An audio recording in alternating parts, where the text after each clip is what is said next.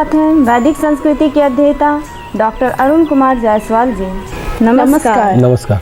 श्रीमद् भगवत गीता के 18वें अध्याय का 11वां श्लोक है, न हि देहे भृता शक्यं त्यक्तुं कर्माण्यशेषतः यस्तु कर्म फल त्यागी सत्यागीत्यभिधीयते।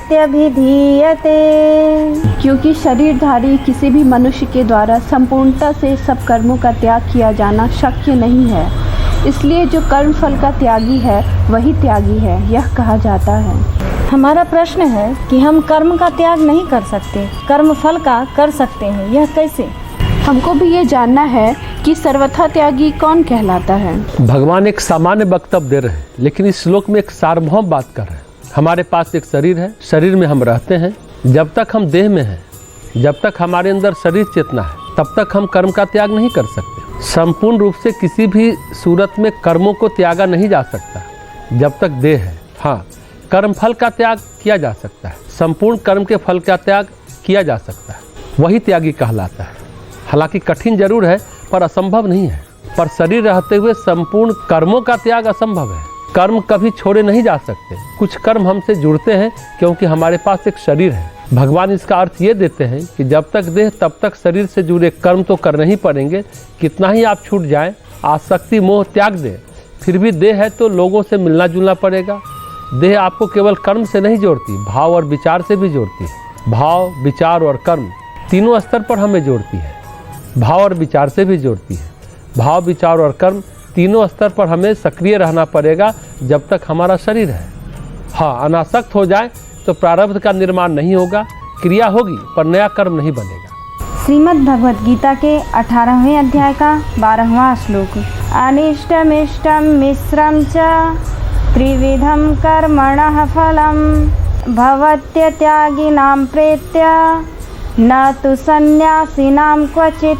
कर्म फल का त्याग न करने वाले मनुष्यों के कर्मों का तो अच्छा, बुरा और मिला हुआ ऐसे 3 प्रकार का फल मरने के पश्चात अवश्य होता है, किंतु कर्म फल का त्याग कर देने वाले मनुष्यों के कर्मों का फल किसी काल में भी नहीं होता।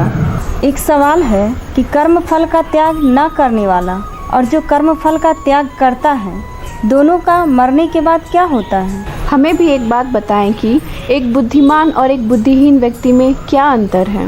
मृत्यु के पश्चात कर्म फल का त्याग न करने वाले को 3 प्रकार के फल प्रिय, अप्रिय और मिश्रित प्राप्त होते हैं।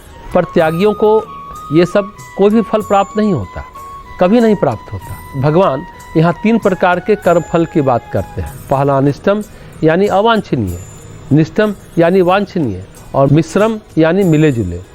कर्मों के 3 प्रकार के फल हैं। इसमें से किसी प्रकार का फल हो सकता है।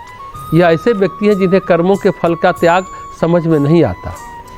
ये इस सत्य को नहीं समझ पाते, उन्हें कर्म के फल को बार बार प्राप्त होंगे। इसमें कुछ इष्ट है, कुछ अनिष्ट है, कुछ कर्मफल मिश्रित है। लेकिन जो कर्म फल का त्याग कर देते हैं उन्हें इन 3 प्रकार के अनुभव कभी नहीं होते। एक बुद्धिमान तथा एक बुद्धिहीन व्यक्ति में यही अंतर है। बुद्धिहीन कर्मफल चाहता है, बुद्धिमान कर्मफल नहीं चाहता। श्रीमद् भगवत गीता के 18वें अध्याय का 13वां श्लोक, पंचैतानि महाबाहो कारणानि निबोध मे सांख्ये कृतान्ते प्रोक्तानि सिद्धये सर्वकर्मणाम। हे महाबाहो, संपूर्ण कर्मों की सिद्धि के 5 हेतु कर्मों का अंत करने के लिए उपाय बतलाने वाले सांख्य शास्त्र में कहे गए हैं। उनको तो मुझसे भली भांति जान। एक बात बताएं कि समस्त कर्मों की सिद्धि के कितने हेतु हैं? एक बात मुझे भी बताएं, समस्त संसार के प्रथम मनोवैज्ञानिक कौन हैं? भगवान कहते हैं, हे शक्तिशाली भुजाओं वाले यानी महाबाहो, समस्त कर्मों को करने के 5 कारण जानो जिन्हें बुद्धि बताती है। जो समस्त कर्मों का अंत है, जो सांख्य शास्त्र में अर्थात वेदांत में है, जो ज्ञान के तत्व के बारे में है। कर्म का करना हमें अधिक से अधिक ज्ञान प्रदान करता है। पहले हमने जाना कि भगवान कृष्ण अर्जुन को कहते हैं सभी कर्मों की चरम परिणति ज्ञान प्राप्ति में होती है। अतः भगवान इस श्लोक में कहते हैं सांख्य दर्शन में अर्थात वेदांत में जो कर्मों के अंत के बारे में है अर्थात ज्ञान, उन 5 कारणों को जो प्रत्येक कर्म के पीछे है उसको जानो, जो आगे के श्लोक में बताया गया है। शंकराचार्य कहते हैं यहाँ सांख्य का अभिप्राय सांख्य दर्शन से नहीं है, उस शास्त्र से है जिससे गणना करने वाली श्रेणियाँ बताई गई है, जिसका अर्थ वेदांत होता है। इस प्रकार की गणना कपिल जैसे सांख्य दार्शनिकों के द्वारा भी की गई थी। वे गहन विचारक थे। समस्त संसार के प्रथम मनोवैज्ञानिक कपिल थे। उन्होंने मानवता को प्रसिद्ध सांख्य दर्शन प्रदान किया। निस्संदेह प्राचीन ऋषियों ने भी बाह्य जगत का अध्ययन किया था, लेकिन मनुष्य का अध्ययन महान वैज्ञानिक सांख्य दार्शनिकों ने प्रारंभ किया था। प्रत्येक कर्म के पीछे 5 कारण है। इसे हम अगले श्लोक में सुनेंगे और प्रश्नों के उत्तर भी सुनेंगे।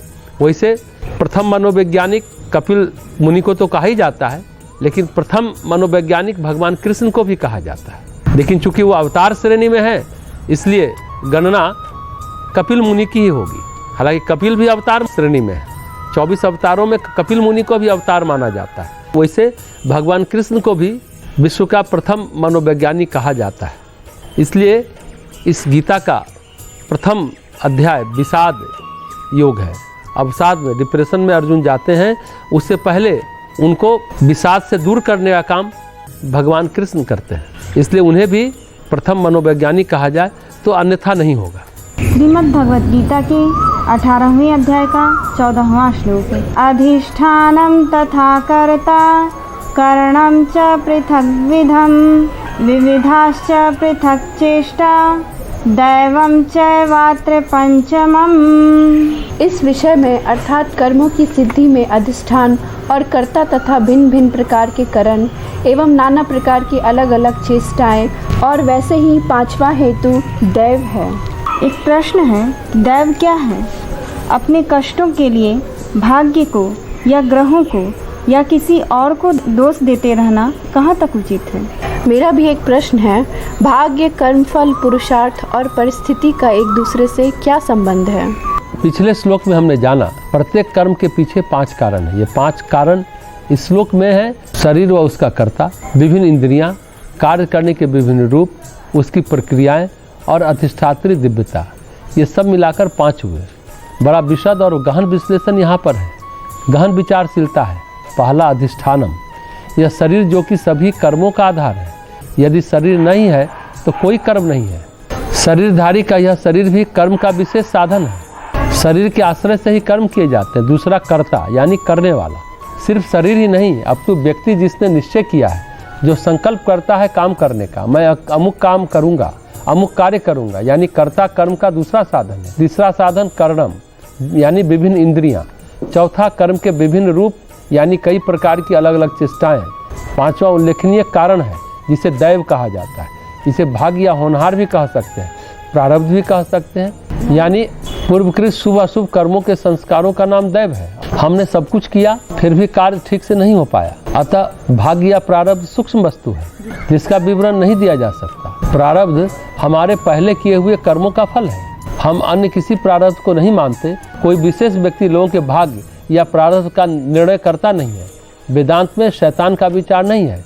हितोपदेश जो नैतिकता पर संस्कृत भाषा की पुस्तक है, वहाँ पर यह कहा गया है, पूर्व जन्म कृतम कर्म तत्दैव इति कथ्यते।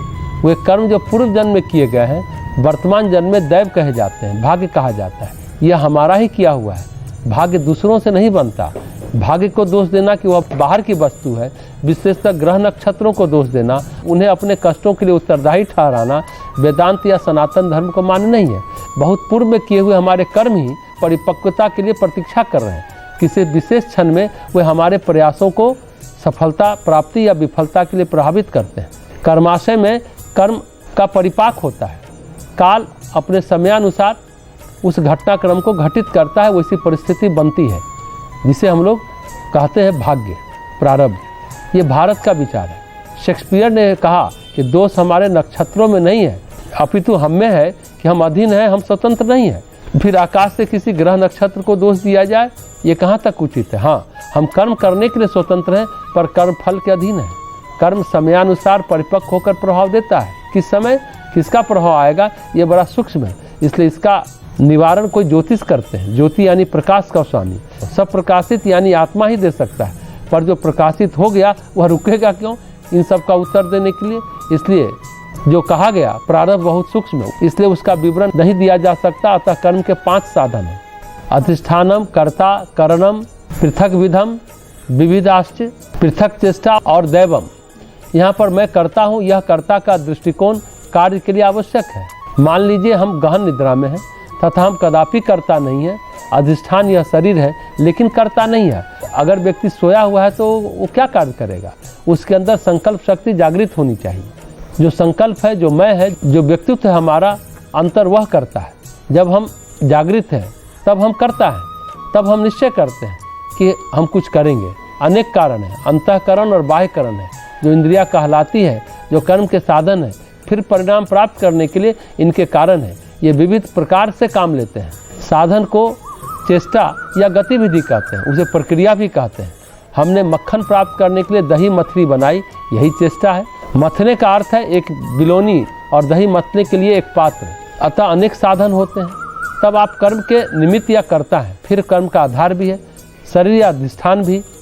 अंत में दैवम, जिसका अर्थ है कोई अदृश्य प्रारब्ध, कोई अज्ञात शक्ति कार्य कर रही है। हम उसे जान नहीं पाते, पर उसे भी इस विचार में लेना होगा। प्रथम 4 साधन हो सकते हैं, फिर भी परिणाम की प्राप्ति संदिग्ध है, इसलिए उसे हम दैवम कहते हैं। अतः संसार के सभी धर्मों और दर्शनों में हम भाग्य का विचार पाते हैं, उसे किस्मत कहते हैं। लेकिन हमारे दर्शन में उसकी व्याख्या पूर्व कर्मों के फल के रूप में पाते हैं। हमारे संचित कर्मों के फल को, जो बहुत गहराई में है, कि कभी किसी समय विशेष पर सहसा फलदायी बन जाती है, इसलिए हम उसे कर्मफल कहते हैं। कर्म का फल उसे समझना चाहिए कि प्रत्येक कर्म के पीछे कारण है।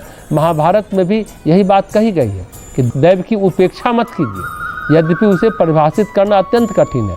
शरीर, व्यक्तित्व, इंद्रियां, प्रक्रियाएं, कार्य करने के विविध रूप, जो साधन है, उसे प्रक्रिया कहते हैं। और दैव यानी भाग्य। ये 5 हमारे कर्म करने के साधन बनते हैं। भाग्य के अनुसार हमारी सारी रुचि अभिरुचि व्यक्त होती है, परिस्थितियाँ होती हैं। भाग्य हमारी परिस्थितियाँ भी बनाता है। भाग्य और पुरुषार्थ क्या है? अच्छी बुरी परिस्थितियाँ हमारे भाग्य के कारण होती हैं। वे परिस्थितियाँ जिसमें हम रहते हैं, हम कभी यहाँ आ गए, कभी वहाँ चले गए, ये भाग्य बनाता है। परिस्थितियों का निर्माण हम नहीं करते, परिस्थितियों का हम उपयोग करते हैं, ये हमारा पुरुषार्थ है। परिस्थिति बना दिया गया, भाग्य बना दिया गया, अब इसका उपयोग हम कैसे करते हैं यह हम पर निर्भर करता है। इसी को हम पुरुषार्थ कहते हैं।